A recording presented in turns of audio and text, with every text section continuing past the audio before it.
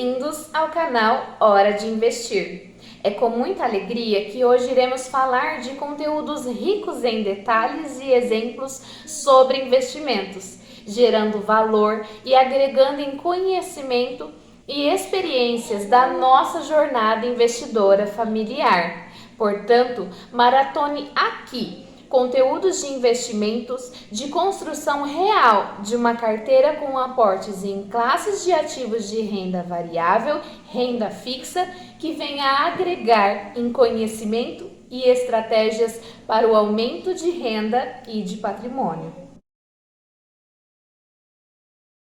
Bora, pessoal! Vou ressaltar aqui os pontos relevantes que serão entregues no vídeo. Vamos falar sobre o nosso terceiro aporte no mês de junho de 2023. Investimos em um FII.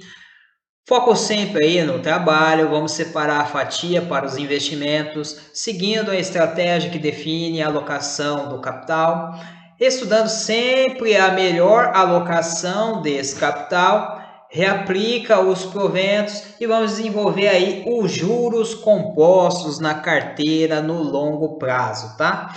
Peço para que você se inscreva no canal, ative o sininho para acompanhar os conteúdos que serão elaborados.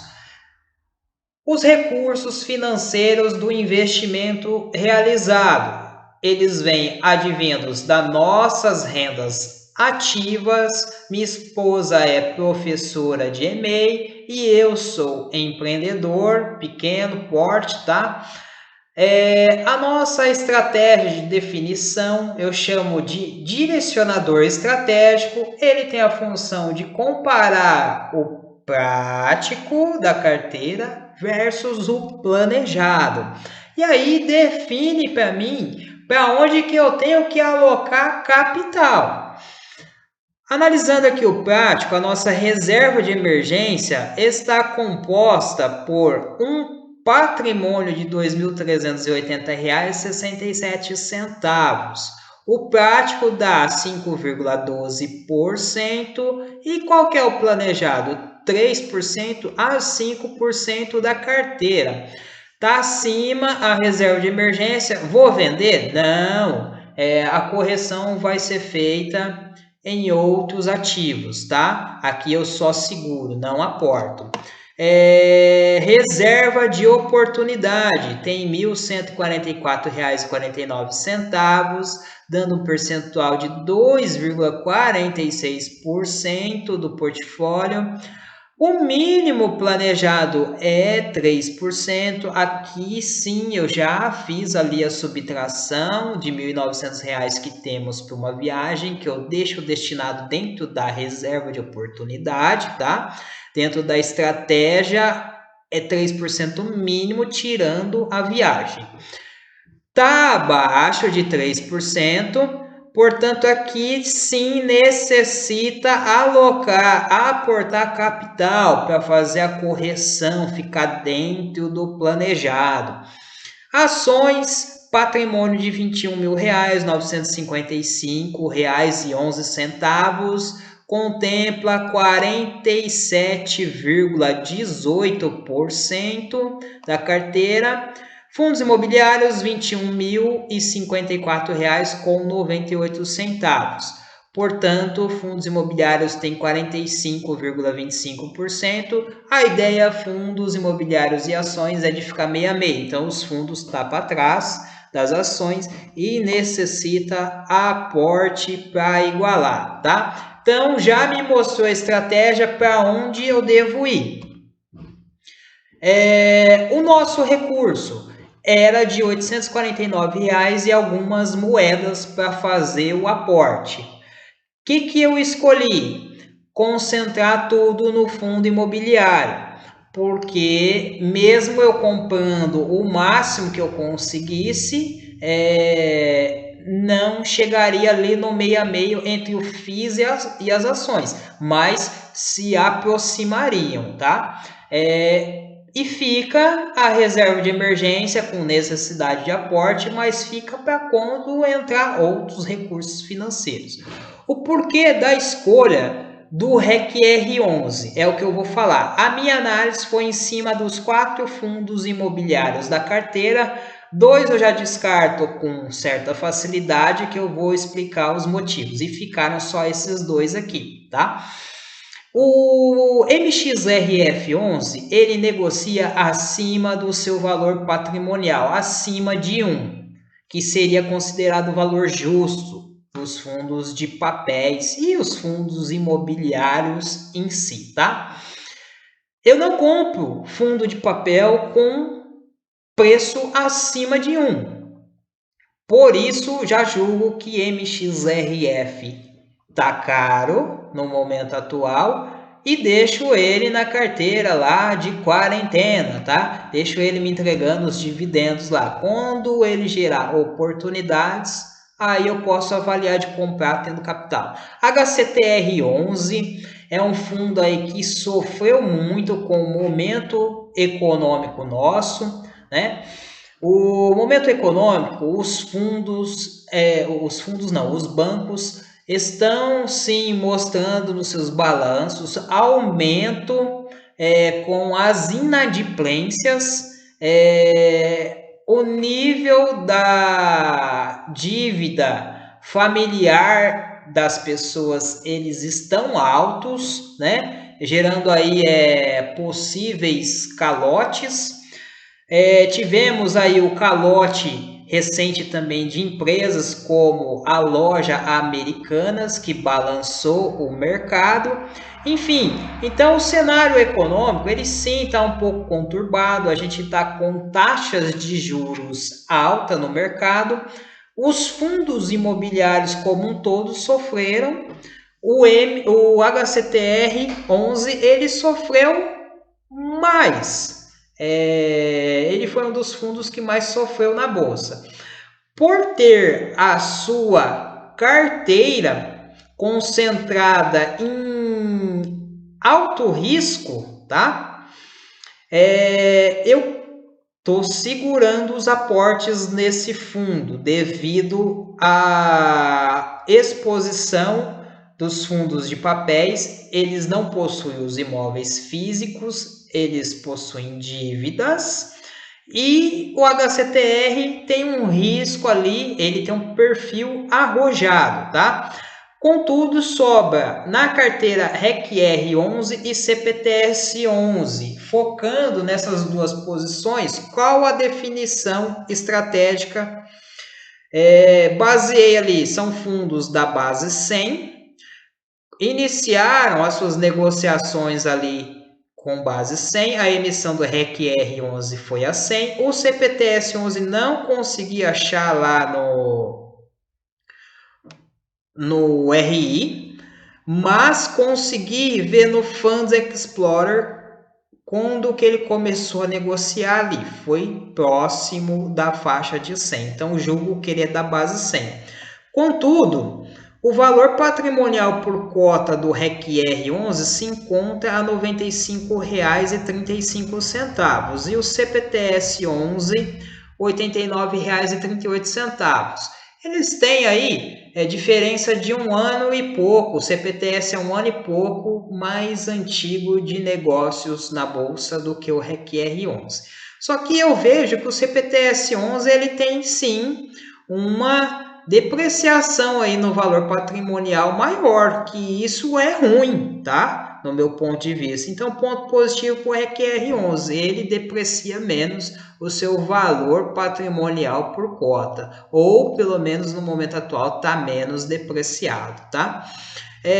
A base da cotação foi em R$ 84,89 para o REC R11 e R$ 80,90.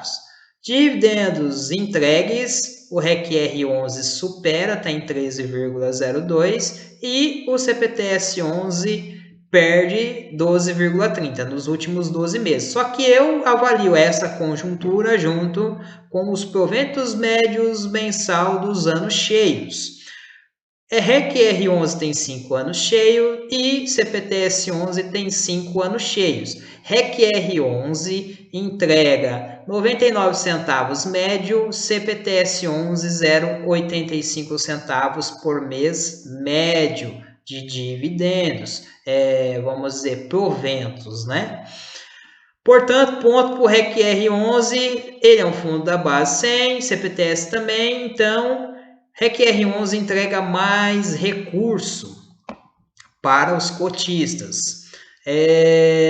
PVP, preço sobre valor patrimonial, o REC-R vem sendo negociado em preço mais descontado, 0,89% contra 0,92%, tá?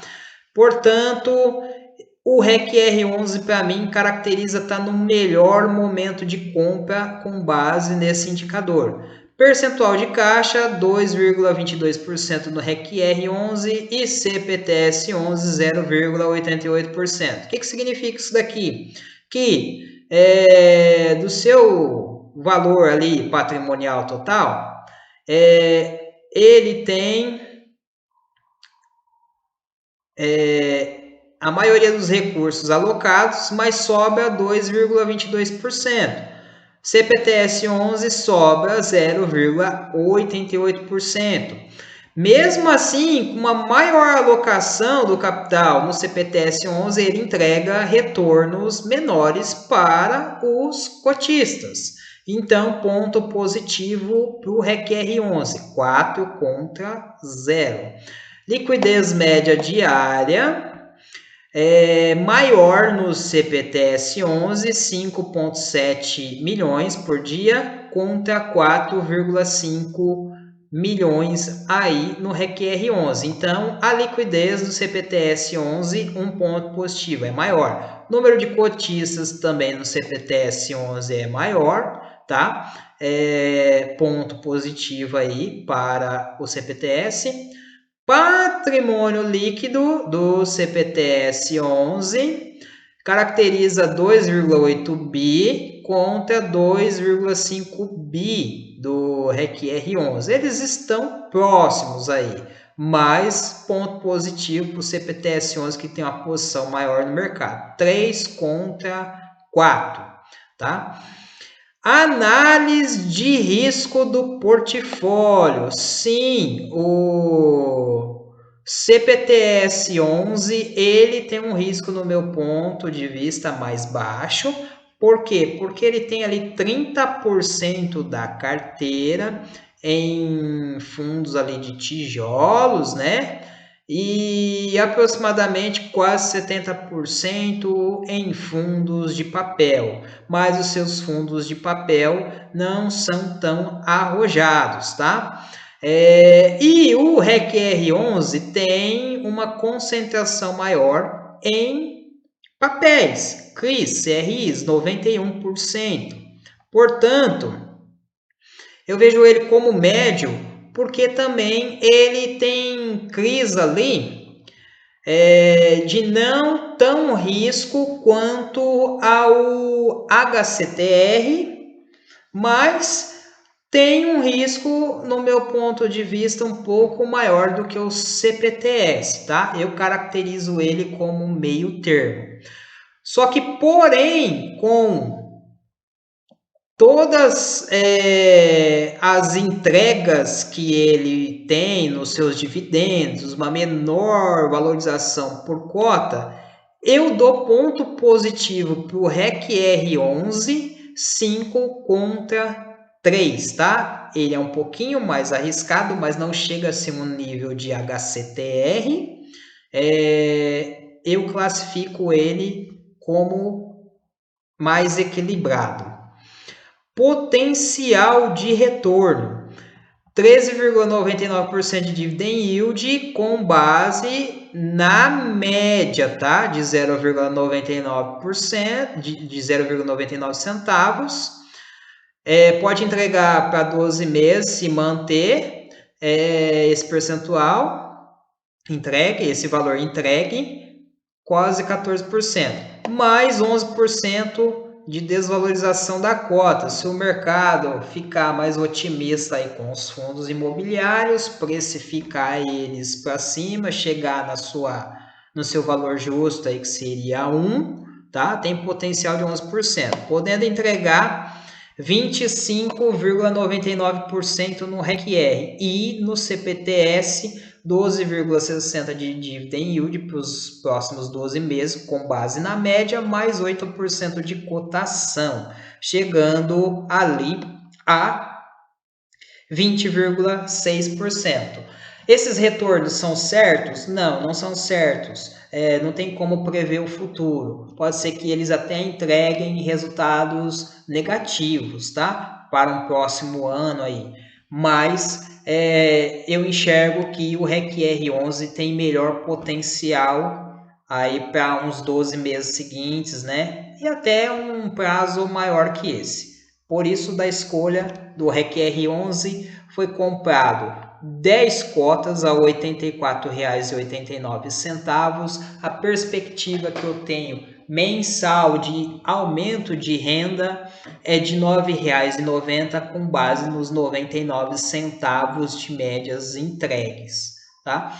Percentual da carteira depois da alocação ficou as ações em 44,54%, fundos imobiliários 44,46%. Então, os fundos imobiliários se aproximaram, ficou bem próximo das ações.